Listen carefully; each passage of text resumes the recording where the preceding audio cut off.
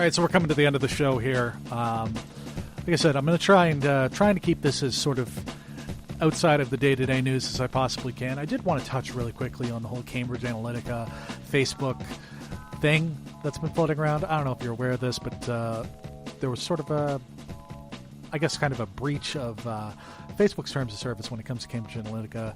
Cambridge Analytica kind of used to help influence both the U.S. Presidential elections and the Brexit vote, which I guess we're like under a year away from Brexit now, so that's interesting. A lot of people freaking out about their information being made available to third parties.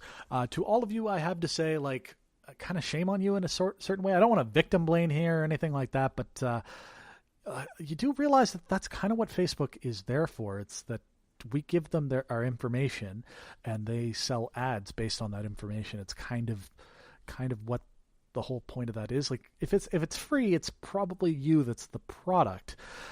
So just like I would say, there were some sketchy things that Facebook are doing, and they're going to be facing the consequences of that.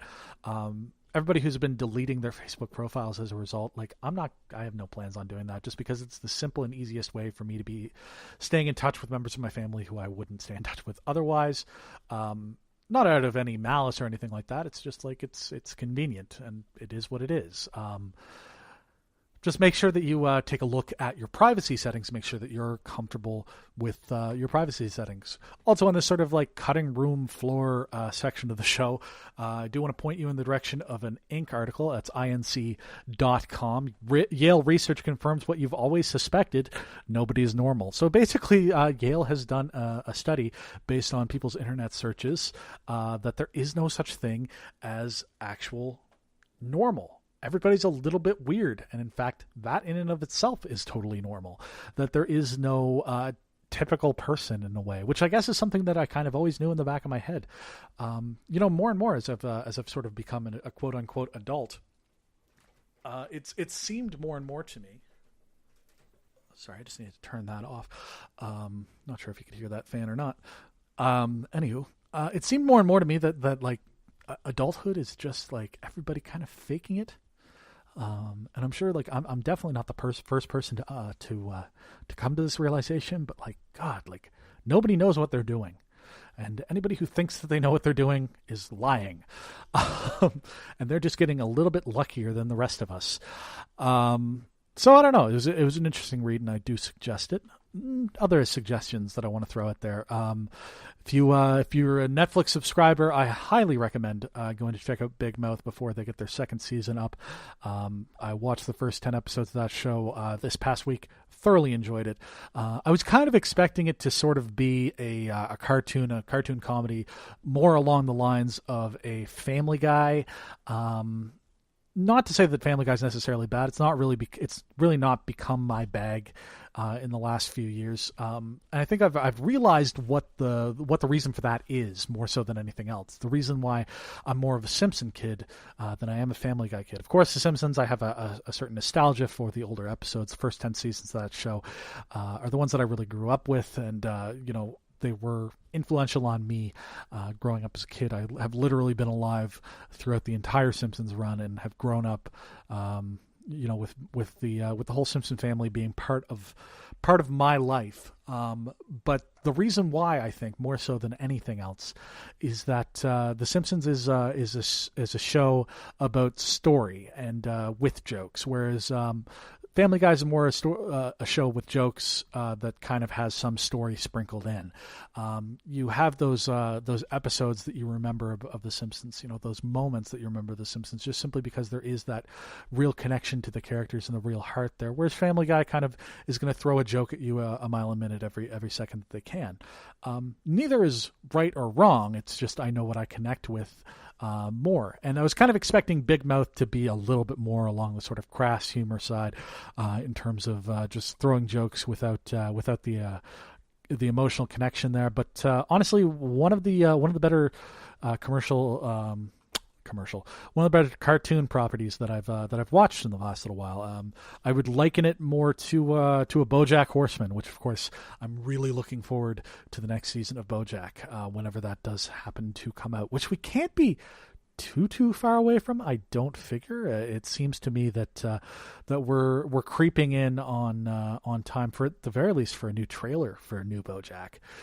If you haven't gotten a chance to check out BoJack, it is my highest recommendation in terms of Netflix originals. It starts off as being a show about a horse.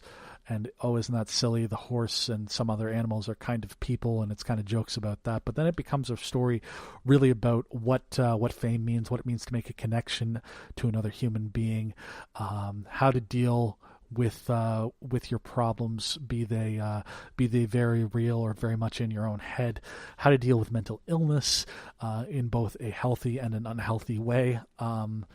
Just a really, really good show. And it gets to be like, it has these really great laugh out loud moments, but it also has these incredibly dark and uncomfortable and dramatic scenes as well.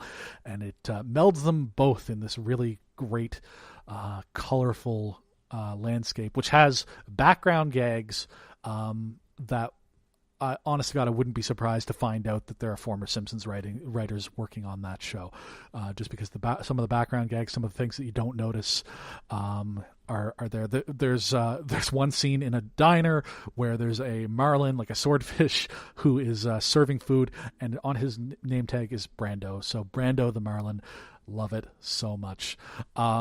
Just can't recommend it highly enough. And yeah, I think that's maybe going to do it for this week's episode of The John DuLong Show.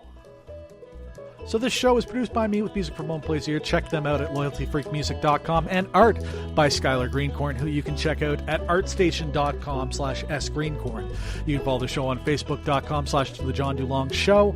Email into the show at johndulongshow@gmail.com. You can follow me on social media at Jibberdy, Jiberdy. You can find the show in all the normal podcast places, or by going to johndulong.com. And if you could, make sure that you rate and review, as that helps to get more folks listening. If you want to support the show, go to johndulong.com/Patreon, where you can get a number of great rewards, starting at just $1. Another great way that you can help out the show is to tell a friend about the show, get the word out, get them subscribed. Get yourself subscribed, though, and make sure that you tune in every single Monday for your weekly dose of the Monday morning nonsense. Like I said, next week we got a couple of interviews coming up with both Mitch Summers Hall and Kyle Racky from over there at Proposify. So I'm looking forward to having both of those out there. And, we'll see what I can bring back for my trip to Prince Edward Island. I'm looking forward to that. I'm looking forward to getting on the island. It's been a number of years, so I'm looking forward to getting out of town and enjoying some time there. Hopefully the weather's good. So anyhow, for John DuLong, I'm John DuLong. And remember, if procrastination's an Olympic sport, participate maybe in the next one. Thanks. Yeah, going a little bit shorter this week, but whatever. I still have that interview to record later on tonight.